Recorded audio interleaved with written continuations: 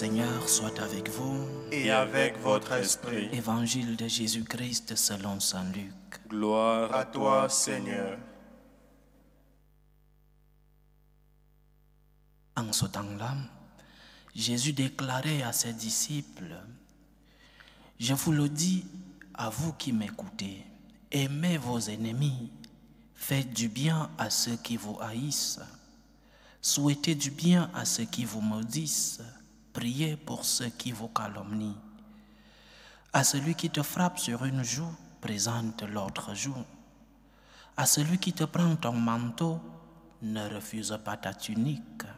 Donne à quiconque te demande, et à qui prend ton bien, ne le réclame pas. Ce que vous voulez que les autres fassent pour vous, faites-le aussi pour eux. Si vous aimez ceux qui vous aiment, quelle reconnaissance méritez-vous? Même les pécheurs aiment ceux qui les aiment. Si vous faites du bien à ceux qui vous en font, quelle reconnaissance méritez-vous? Même les pécheurs en font autant.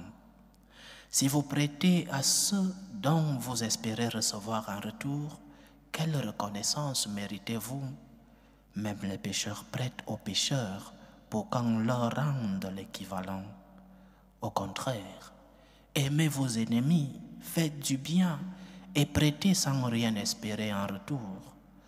Alors votre récompense sera grande et vous serez les fils du Très-Haut, car lui, il est bon pour les ingrats et les méchants. Soyez miséricordieux comme votre Père est miséricordieux. Ne jugez pas et vous ne serez pas jugés. Ne condamnez pas et vous ne serez pas condamnés. Pardonnez et vous serez pardonnés. Donnez et l'on vous donnera. C'est une mesure bien pleine, tassée, secouée, débordante, qui sera versée dans le plan de votre vêtement. Car la mesure dont vous vous servez pour les autres servira de mesure aussi pour vous. Acclamons la parole de Dieu. Louange à toi, Seigneur Jésus. Ces paroles du Seigneur que nous venons d'écouter, Jésus les dirige à ses disciples, comme nous dit l'Évangile. Jésus déclarait à ses disciples. Et ces disciples, c'étaient des Juifs qui avaient déjà une loi morale, qui avaient déjà une norme religieuse, la norme de la Torah. Alors, comment ces Juifs ont-ils reçu ces paroles dans leur cœur? Comment ont-ils compris ces paroles de Jésus, eux, des Juifs éduqués dans une loi de minima, une loi qui leur enseignait d'éviter le mal, mais pas plus. Ne fais pas de mal, tu ne tueras point, tu ne voleras point, tu n'auras pas de mauvaises pensées, mais rien de plus. Une loi de minimum, ne fais pas de mal. Et ces paroles du Christ ont peut-être résonné dans leur cœur comme un tremblement de terre, parce qu'ils ont découvert qu'il ne fallait pas seulement éviter le mal, mais qu'il fallait aussi faire un pas de plus. Et ce pas de plus que leur maître leur demandait à son imitation, c'était de faire tout le bien possible, tout le bien que tu peux faire. Et cela implique aussi pardonner ses ennemis. Cela exige aussi que tu ne peux pas avoir de la haine ni de la rancœur envers celui qui t'a fait le mal. Nous partons donc d'une religion qui demande le minimum possible à une religion qui t'exige le maximum. Nous partons d'une religion qui ne te complique pas la vie à une religion qui te demande des efforts et des sacrifices. Jésus n'est pas venu pour abolir abolir la loi, la Torah, les 10 commandements. Il est venu les compléter, il est venu les rendre pleins, amener à leur plénitude. Et donc, éviter de faire le mal est complémentaire à faire tout le bien possible. Évite de faire le mal, oui, Ancien Testament, mais fais tout le bien possible, Nouveau Testament, comme complémentaire à l'Ancien Testament. Lorsque nous analysons pourquoi certains ont demandé la mort du Christ, on se rend compte que Jésus n'était pas un révolutionnaire politique et donc il n'intéressait ni à l'Empire romain, ni à Hérode, ni les Romains, ni les grands politiques d'Israël n'avaient pas grand-chose à lui demander, n'avaient pas grand-chose à demander au Christ. Mais ceux qui ont persécuté le Seigneur, c'était bien des personnes religieuses, surtout les pharisiens, très religieux, et les grands prêtres qui étaient les anciens du peuple. Ce sont eux qui ont organisé la persécution du Christ. Mais pourquoi? Si le Christ ne dérangeait pas les politiciens, pourquoi ces personnes religieuses ont organisé la persécution et la mort de notre Seigneur? Parce que Jésus n'était pas impliqué dans la vie politique de son peuple et donc il ne voulait aucun poste. Le Christ a été persécuté parce qu'il a détruit, parce qu'il a démoli tout un système spirituel. Et ce système spirituel était marqué et basé sur la commodité.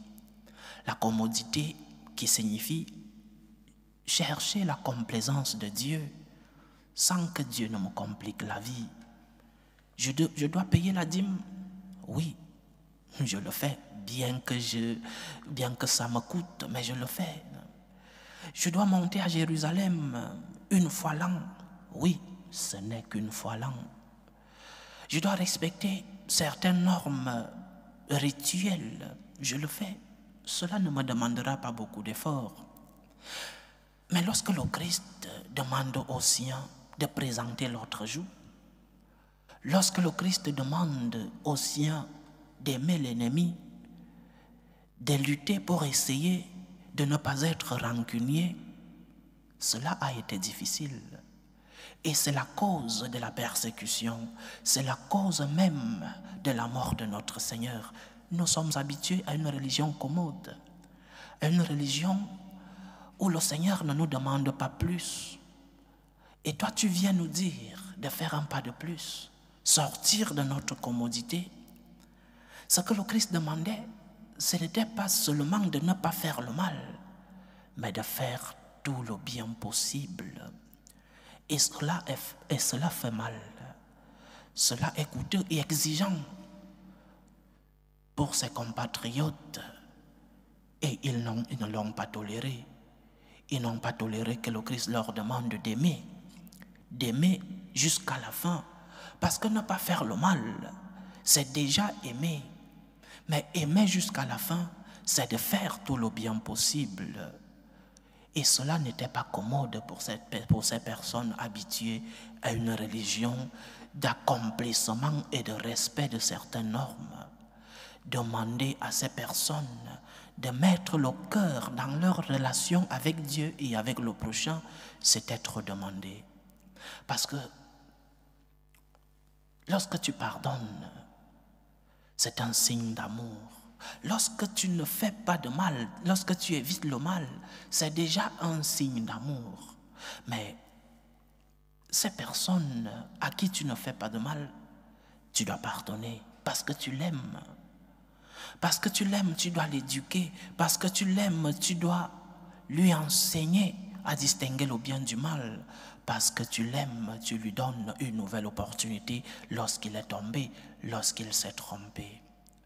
Alors, posons-nous la question, nous, 2000 ans après, ce message de notre Seigneur qui, je répète, est peut-être tombé dans le cœur de ses disciples comme un tremblement de terre. Posons-nous la question, combien nous avons en nous de pharisiens. Notre relation avec Dieu est basée sur la commodité. Que le Seigneur ne me complique pas la vie. Que le Seigneur ne m'exige pas de grands efforts, de grands sacrifices. Que le Seigneur me demande le minimum possible. Combien nous avons de pharisiens en nous, de ceux-là qui sont ancrés dans la loi des minima et qu'ils veulent faire le moins possible et d'être justifiés simplement pour ne pas avoir fait du mal. Ne fais pas de mal. Oui, c'est déjà bien. Tu n'as pas fait de mal? Bien. Tu fais tes devoirs. Tu essaies d'être responsable dans tes obligations. Mais les dons et les talents que le Seigneur t'a donnés, qu'en fais-tu? Il ne te les a pas donnés seulement pour toi, mais aussi pour le bien de ceux qui sont autour de toi. Alors, le mal que tu ne fais pas doit être complété par le bien que tu fais parce que tu as reçu des dons et des talents de notre Seigneur. Cherche donc un Dieu qui t'amène à l'effort, qui t'amène au sacrifice, qui t'amène à te compliquer un peu la vie. C'est celui-là, le Dieu chrétien, le Dieu qui sait compliquer la vie pour nous. Ce Dieu qui, sans laisser sa divinité, s'est fait homme. Ce Dieu qui est venu souffrir le froid et la chaleur. Ce Dieu qui a souffert pour nous la passion. Ce Dieu qui a versé son sang pour nous, a accepté de se compliquer la vie par amour pour nous, par amour pour l'homme. Et toi, tu veux vivre une religion commode? Toi, tu veux vivre une religion qui ne t'exige pas d'effort? Toi, tu veux être membre d'une église qui ne te demande rien de plus que de venir à la messe et être un croyant passif? Le Seigneur te demande une implication. Le Seigneur te demande une collaboration effective, active. Le Seigneur te demande que tu puisses mettre le cœur dans ta relation avec lui et avec le prochain. Donc, cherches-tu un Dieu commode? Le Dieu chrétien, c'est le Dieu qui te demande plus. Saint François d'Assise disait que Dieu est le jamais assez. Dieu est le jamais assez. Lorsque tu crois que tu es déjà arrivé, il te demande encore plus. Notre Dieu est exigeant, mais Dieu te demande encore plus pour te donner encore plus. Et nous avons l'expérience que lorsque nous nous donnons à Dieu, lorsque par nos efforts et nos sacrifices, nous nous donnons pleinement et totalement à Dieu, nous recevons encore plus. C'est le Dieu qui te demande des efforts, c'est le Dieu qui te demande une grande implication, mais c'est aussi le Dieu qui te donne la récompense, comme nous avons lu dans l'évangile d'aujourd'hui.